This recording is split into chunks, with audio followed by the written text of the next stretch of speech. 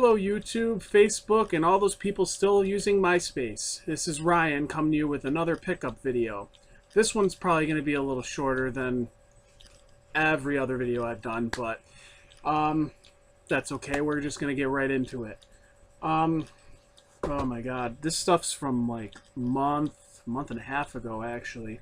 I've been trying to wait it out so I can give you a nice big video, nice big update. It's been a little hard lately. There's been a lot going on over here.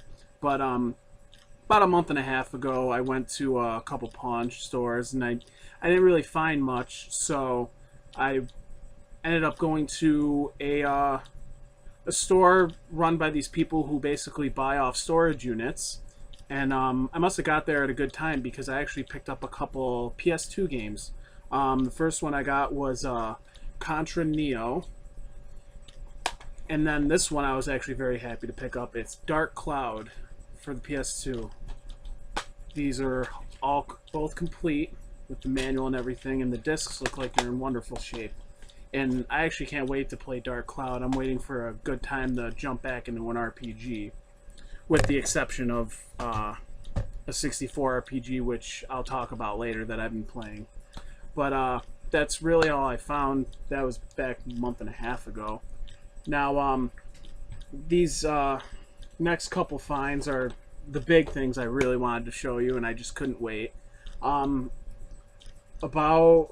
3 weeks ago, I went on Craigslist to see if there was anything there, and I found this awesome deal on a game tower. You may already know what I'm talking about, but don't ruin it yet. And I thought I saw this game tower actually in Retro Rewinder's videos. I believe it's in his background. Correct me if I'm wrong. But and when I saw this and I saw for the price that it was, I had to have it. And that is this Trideca gaming tower and it's actually got the Wii symbol on there. This must have been made by Wii. Or Nintendo rather, not Wii. And the funny thing is looking at this box, you see up here in the corner, you probably can't see it unless if I bring it right up close. This Bed Bath & Beyond sticker says $50.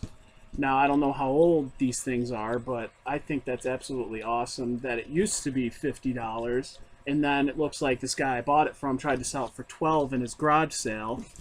But I ended up picking this up for $5 whole, and I was extremely happy because I needed a better place to store my Wii games. Not to mention I have a bunch of controllers and accessories that I wanted to store.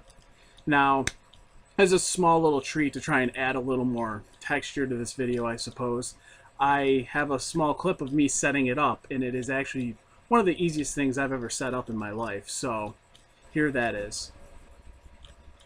Here we go! Here we go, so divinely here, performing for you. You know the words you can join into. Put your hands together if you want to clap as we take you through this monkey rap. DJ, Donkey Kong is the leader of the bunch.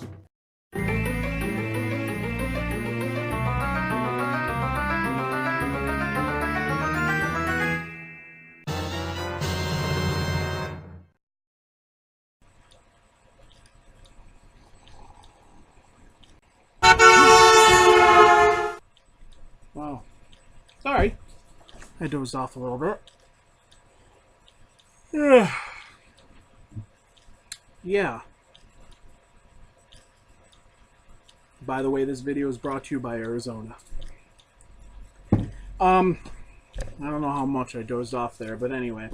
To continue on with this video, this is something that I found 2 weeks ago or so. I was extremely happy to find this, and for its price, I was just so excited.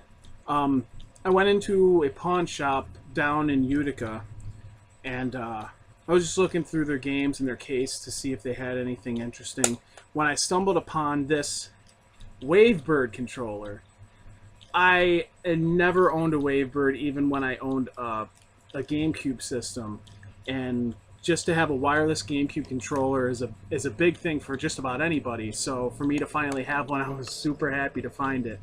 Now, the funny thing is I paid $5 for this controller, and when I first saw it, I walked in, saw it on the or I didn't see it on the counter, rather. I saw it in their glass case, and for one, I noticed that it's dirty. It's quite a bit dirty. I need to clean it up a little bit. Not to mention the rubber part on this joystick is missing. So I'm still looking at it thinking, I wonder what they're trying to sell this for. I can't wait to see this number, to see it still trying to sell it for like 30, 40 bucks.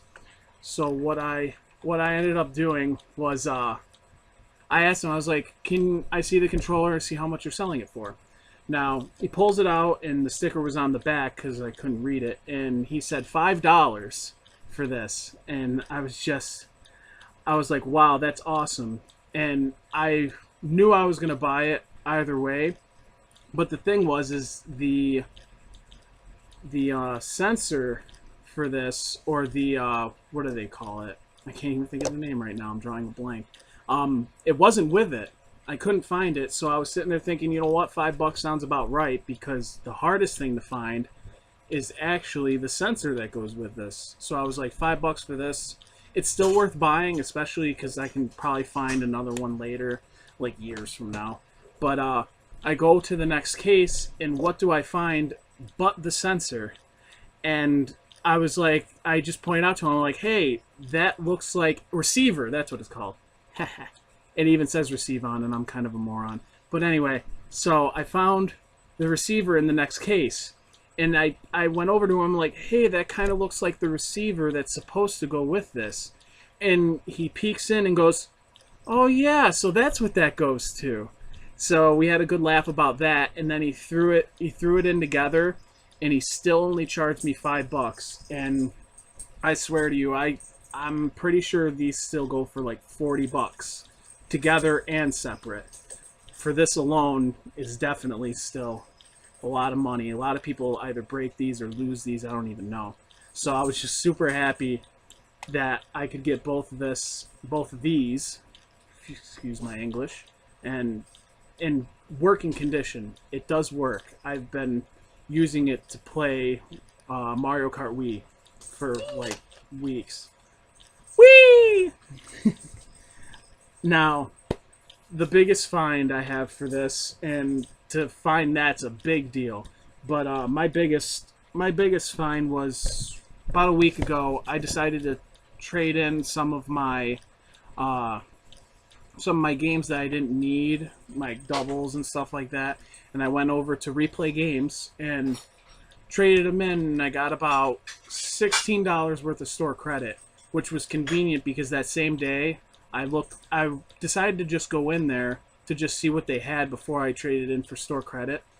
Well, I got 16 bucks, but before that I happened to find a Super Nintendo game that it's not very rare, but I love the series, and not a lot of people are a fan of this game, but I was really happy to find Final Fantasy Mystic Quest for the Super Nintendo. Now, the fun story that comes after, they had it for 10 bucks, which is about a standard price for this. That's probably the most anyone would pay for this cartridge. But seeing that I traded in stuff and got store credit, I wasn't really concerned with $10 store credit. I got the rest on a card, along with my other like $3, so I still got $10 on my card anyway. So to get on with that story, I go into my work the next day, and I told my friend Ben about how I traded in some things and I got this with the $10 store credit. And he told me, he goes, well, I also have this game too, but I have it in the box with the map and the insert. And I was like, oh, that's really cool. And he goes, I thought you had wanted it, so I'm just curious as to why you bought a loose copy instead of buying mine. And I was confused because I thought he was keeping that for himself, and I apologize for that, Ben. But what we ended up doing is he didn't really have a need for the box and all that fun stuff. So for just $10, he gave me the box and the insert and the map. And I was just so thrilled because this is officially my first boxed Nintendo game that I have for my collection that I didn't have from my childhood already. It comes with the box insert, the original manual. It even comes with the Nintendo instructions and everything. But then it also comes with this awesome map, and I really can't wait to start playing this Final Fantasy, because I never had any of them for the Super Nintendo. I only have, I believe I have 9, 10, and 10-2, which is PlayStation and PlayStation 2. And I'm super excited to just finally have a Nintendo in box, Super Nintendo game. Okay, so something I've been meaning to do at the end of most of my videos is a kind of like a top 3 countdown. I did it in my very first video and I stopped doing it for some reason. I think I just keep forgetting, you know, being an old man and whatnot. But as far as the top 3 games that I've been playing lately, and that's what this countdown's all about. One I've been playing the most is actually Mario Kart Wii, for the Wii system, obviously. I've almost done completing it. But then I've also been playing for the Super Nintendo Teenage Mutant Ninja Turtles: Turtles in Time. And then the one that I was talking about earlier, which I really don't know why I'm playing this game, but for the 64 is Quest 64. And anyone who knows this game, it is boring. It can be very boring and very tedious, but I have not beaten this RPG yet. And for some reason yesterday I decided to start up on it, and it's boring. But I do have a little bit of fun playing it here and there, so for now that is all I have for pickups, so be sure to like and comment down below. And until then, I'll see you guys next time.